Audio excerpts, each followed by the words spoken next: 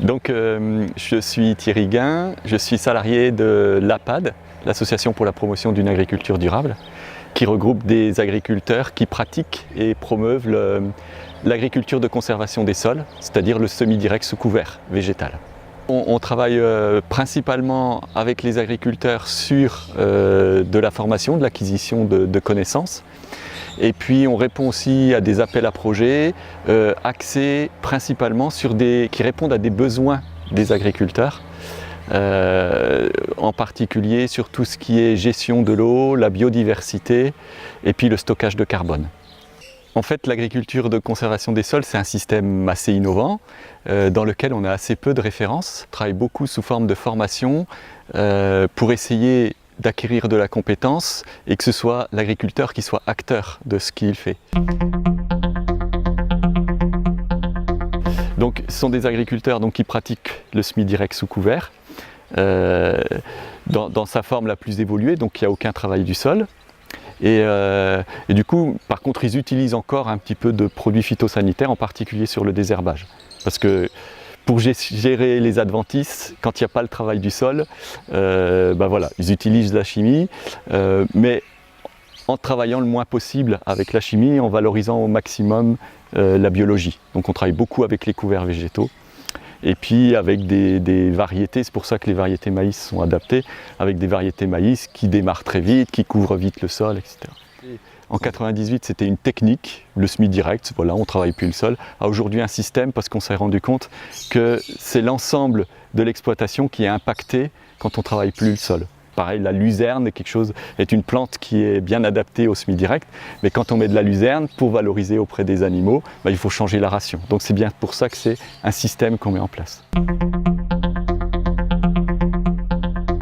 Donc on sait que les variétés maïs faites en conventionnel ne sont pas forcément adaptées au semi-direct sous couvert, en particulier sur la dynamique de levée. Et en fait, on s'est aperçu il y a 2 ans que des agriculteurs testaient des variétés, mais ils n'allaient pas au bout de la démarche. Il y en avait certains qui pesaient ce qu'ils obtenaient, il y en a d'autres c'était par du comptage, il y en a qui testaient des variétés, d'autres c'était d'autres variétés, donc il manquait de cohérence.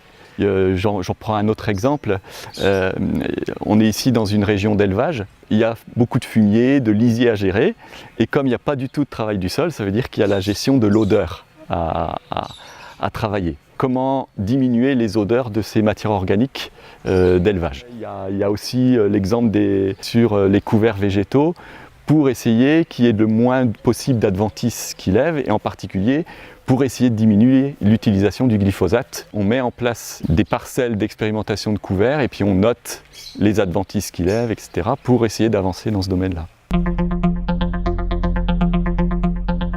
Ce qui arrive régulièrement, c'est que les agriculteurs font des expérimentations chez eux, mais à titre individuel, et en fait on s'aperçoit qu'ils ne vont pas forcément au bout de la démarche, c'est-à-dire qu'ils peuvent s'arrêter en cours de route, ou une fois qu'ils récoltent, une fois qu'ils ont les résultats, ils notent pas ce qu'ils ont observé, du coup c'est perdu 2 ans après, ils ne se souviennent plus de ce qu'ils ont fait.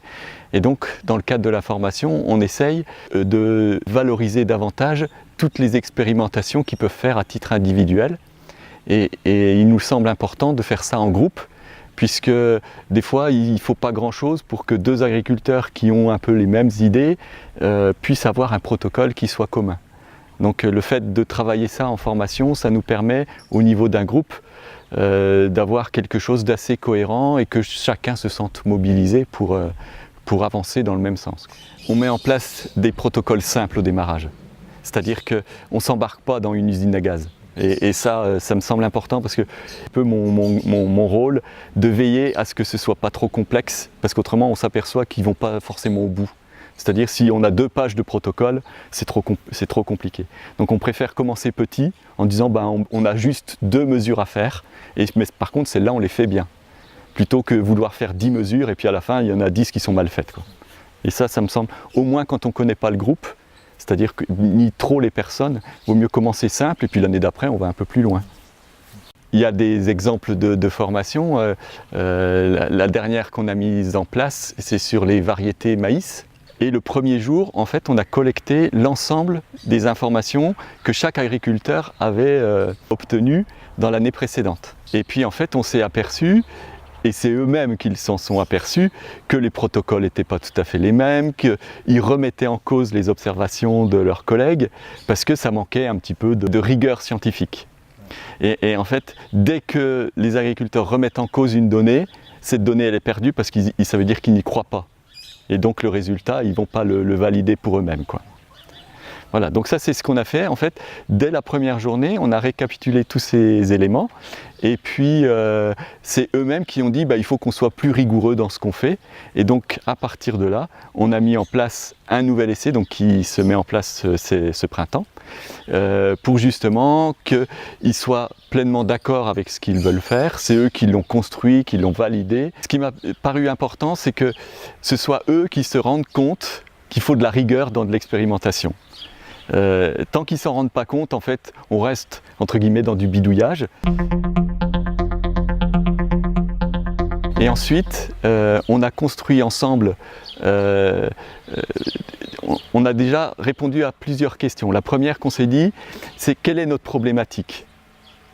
Et du coup, moi j'étais plus là pour poser la question et animer le débat. Donc c'est eux-mêmes qui ont dit, qui ont répondu quelle est notre problématique. Ensuite, la deuxième question, c'est qu'est-ce qu'on veut mesurer ? Face à cette problématique, on va mettre en place quelque chose, mais qu'est-ce qu'on veut mesurer ?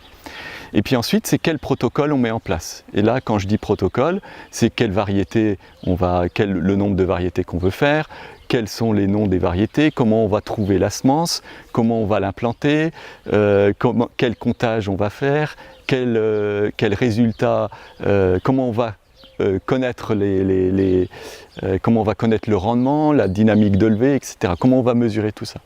Et du coup, moi je suis juste l'animateur et c'est eux-mêmes qui mettent en place leur protocole.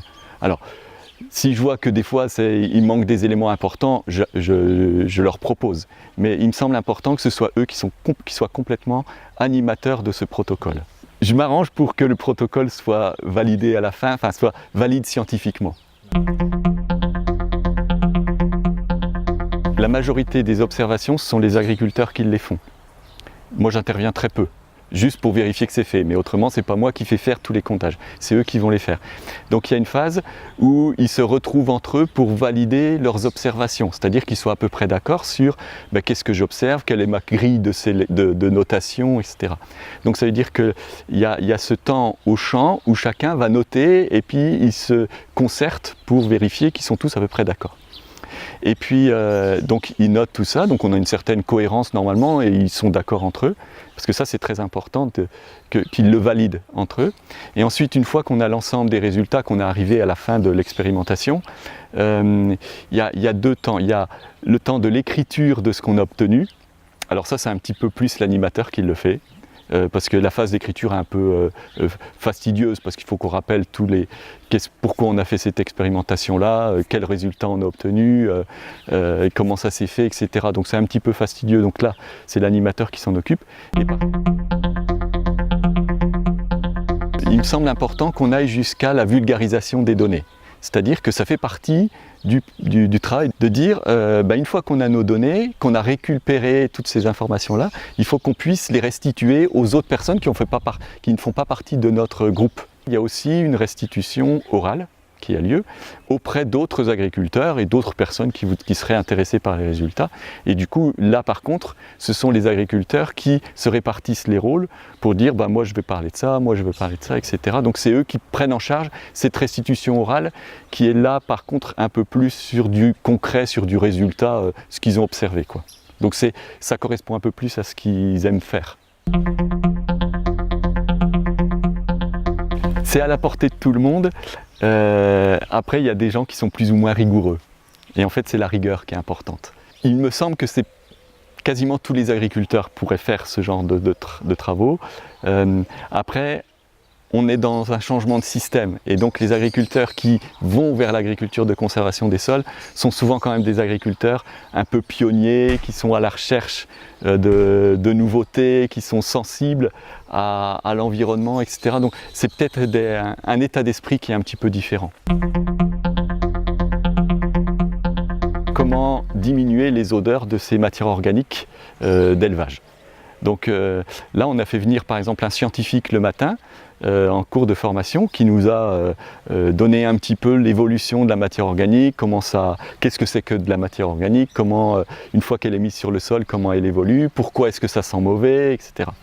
Et puis ensuite, l'après-midi, parce on s'est aperçu qu'il existait beaucoup de produits pour faire évoluer la matière organique et qu'elle ne sente pas, pour qu'elle évolue de façon aérobie avec de l'oxygène. Et là, chaque agriculteur du groupe s'est engagé à tester un des produits chez lui pendant 1 an.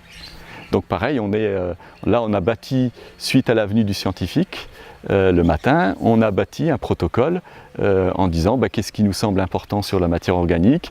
Donc il n'y avait pas que l'odeur, c'est la valorisation par les végétaux derrière, est-ce qu'on n'en perd pas trop quand on n'enfouit pas, etc. Donc c'est eux là qui ont construit aussi, qui ont dit voilà toutes les problématiques sur lesquelles on veut travailler et voilà quel protocole on va mettre en place.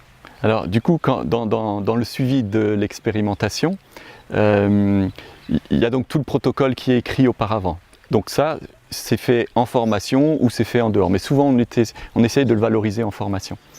Et ensuite, il y a toute la partie notation, comptage, etc. Donc ça se fait sur le terrain.